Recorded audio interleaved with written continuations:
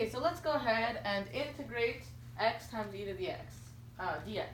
Okay, first things first, we'll just call that I, right? Okay, how do we approach it? Well, integrals and derivatives are sort of related, so let's go ahead and take the derivative.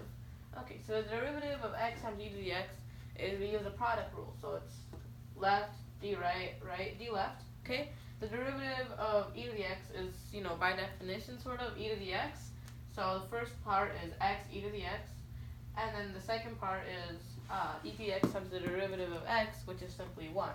So it's x e to the x plus x. Okay, now let's go ahead and integrate both sides with respect to x. So we get the integral of the derivative of x times e to the x dx, okay, is equal to the integral of x e to the x dx plus the integral of e to the x. And the reason why we can split up the integral like this is because the linearity of the derivative, and they're sort of like inverses. Okay, notice this and this are the same, so this is our I, and then this right here, by definition sort of, is e to the x. Okay, the integral of e to x, the derivative of e to the x is itself. Okay, and by fundamental theorem of calculus, we can get rid of this. Integral and derivative cancel out, so we get what? X times e to the x is equal to I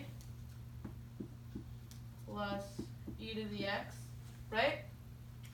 Well, what can we do here? We can subtract e to the x from both sides, so we get I is equal to x times e to the x, x times e to the x minus e to the x. And whenever you're talking about integral, indefinite integral, you have to add the plus c, because that's sort of like the only way. Okay, thanks for watching. Hope you enjoyed it. This is sort of like how you might tackle an integral like this. There's actually a formula. It's like partial not partial fractions. I forgot what it was called. Okay, bye.